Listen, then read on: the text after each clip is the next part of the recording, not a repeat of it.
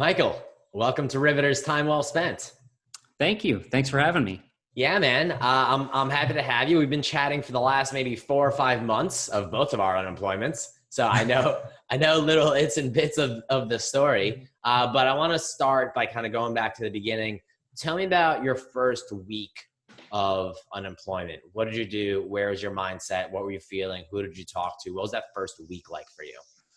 Yeah, for sure. That's a great question because these things can really take people by surprise, especially during a time like this. No one really saw COVID and mass layoffs coming quite right away. I remember the very first thing I did, and it was so important, was to engage my support network. My wife, my parents, my sister, a couple key friends. This isn't something that I hopped on social media and announced to the world, but having support immediately is so critical. And after I did that, I mean, this was like a couple hours after it happened. Then the hard work of figuring out healthcare and finances, the two absolutely critical things. Yes, it's important to network and get your resume ready. Hopefully you've done that already, and do the sort of personal networking to find your next opportunity, but making sure your foundation is solid. And for me, that started with family and friend network first, followed by the critical elements of healthcare and finance, just to know what budget was going to look like, and make sure that the hole wouldn't get dug deep immediatly. If you can remember, what was some of the advice or the thoughts that your sister, your parents, your few close friends gave you when you were calling them in those first few days? That's another great question. Thank you. I got like 7 more. Is that all? No, the best advice I heard was, take care of yourself. In order for you to be present for others and to be your best self, you can't, pull all-nighters trying to get that perfect cover letter or resume. You have to do things that make you whole. You have to eat well. You have to sleep well. You have to exercise. Again, foundational stuff. If you don't have that taken care of, you're gonna flake on your interview, or you're not gonna be able to show up for your family, and then they'll resent you. So take care of the base, and that was something so important because I'm such a driven individual, and I have that ability to just narrowly focus on one thing and just hit it home until it's done. But that's also a drawback as well. I just lay that foundation and know what that looks like, and be there and get it done. Well, what are some of those, when you talk about positivity, eat well, exercise, things like that, did you start any new habits when you first lost your job, or was it more a doubling down on things you were already doing? Well, that was part of the hard part. Part of my routine, I've always been an early riser, 4:30, 5 a.m., go to bed early. Part of my routine was to go to the gym, and I had a community there. So the problem is that I didn't go to the gym anymore because of COVID. I didn't want to expose members of my family. I didn't want to expose myself. So I had to adjust my schedule quite a bit. And that adjustment was probably one of the harder things to actually go through. A loss of so many communities all at once, and then physical proximity's gone. You have to find ways to get those other needs fulfilled. So that looked like spending time with my son, and instead of going out for 45 minutes of high intensity interval training, it was me getting him to learn how to ride his bike better. And pushing him up hills and finding ways to be engaged with him, and then my dog as well. I don't want to leave my wife out of the equation, but she was pretty much on bed rest due to pregnancy. So that was also a very difficult element of the situation. Yeah, you really went through it. Yeah. Every time we've chatted over the last few months, it's always been, oh, I'm going camping or biking with my son, or sorry, like I was hanging out with my son. Sorry for this slow response. It sounds like your relationship with your kids has really been a positive investment of your time over the last few months. Is that right? Yes, yes. I've always declared that family is one of my value pillars, and it is and has been.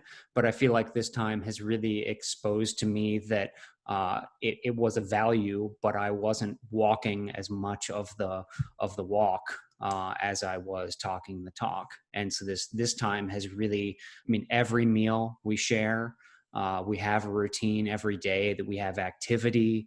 The connection has never been stronger, and that's been a huge light at the end of the tunnel. What have been some of your proudest moments as a dad over the last 4 months, spending all this time with your kid? And how old is he? He'll turn 4 in September. Turn 4. So what have been some of Yeah. the coolest things that you've gotten to be a part of?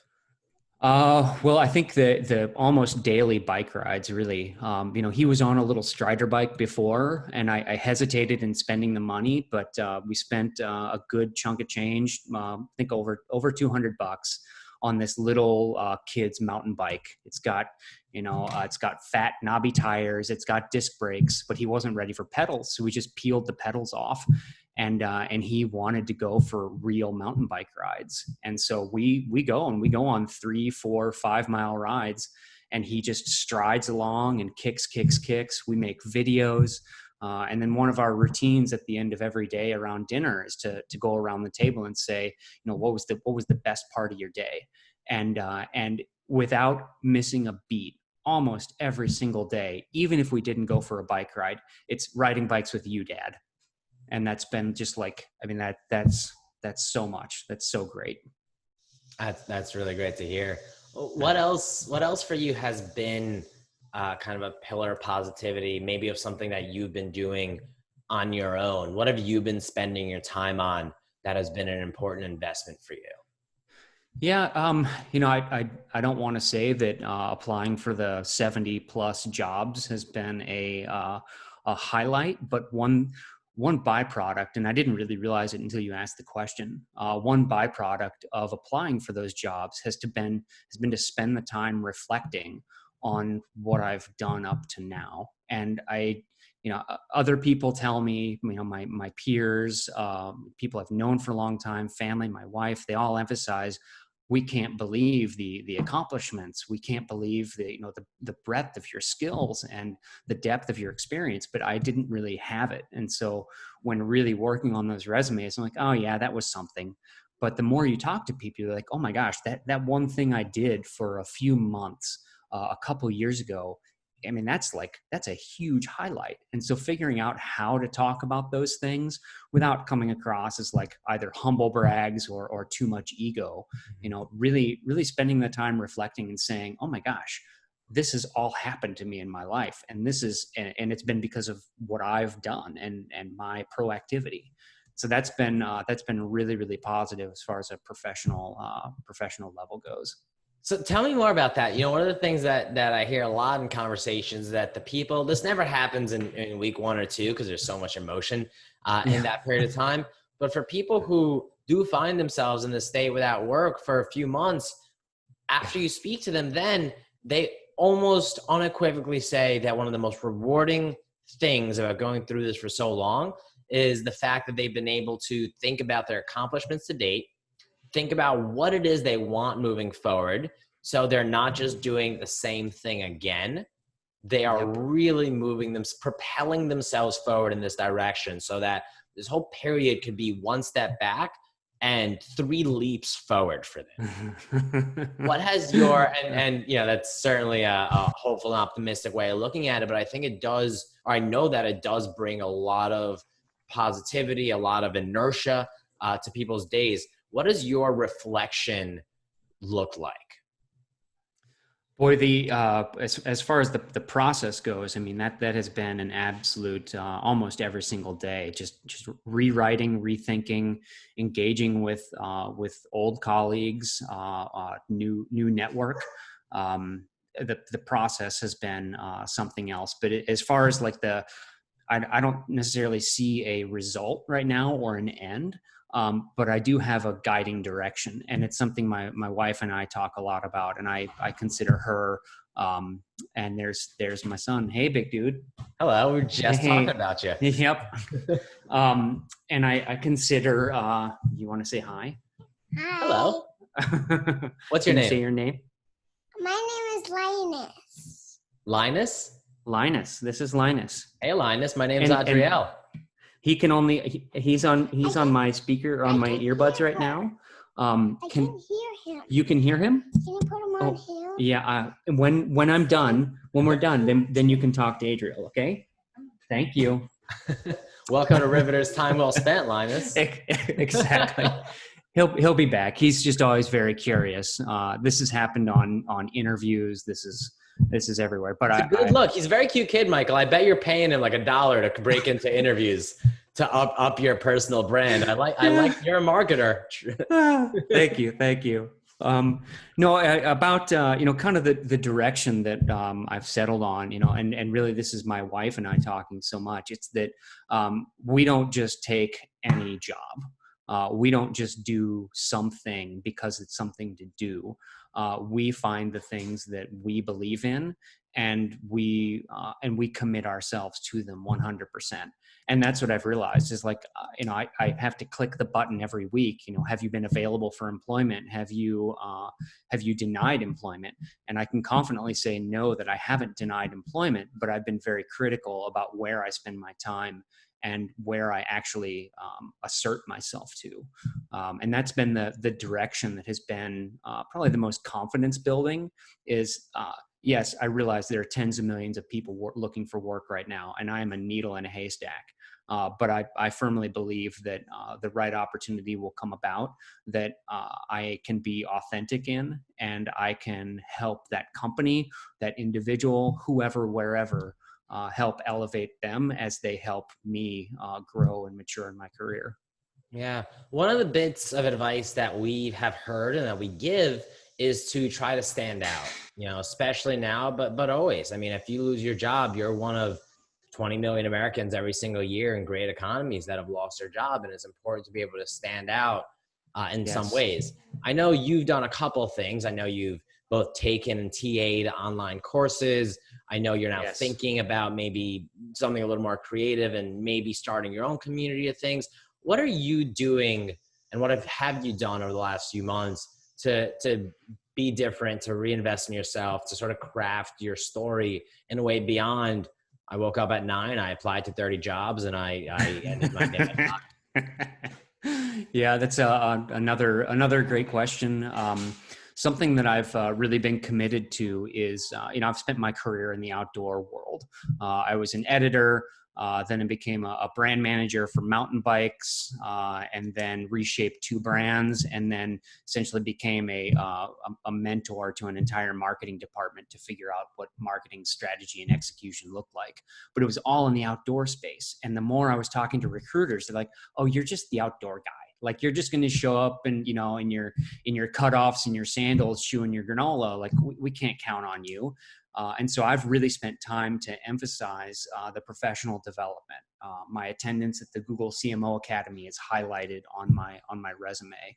My teaching assistance with Section 4 has been huge. I took a contract job to say, here's how I can apply my marketing skills to a totally separate industry. And then at the same time, I'm taking skills courses and certifications to prove to others, not just is it a bullet on my resume, but I have this online certification that says this person is qualified to do these things. Right now, I bought an Excel bundle because I realize that as a marketer, you need to be able to help visualize data. And I love Excel, but I don't know enough about how to turn it into something that looks great.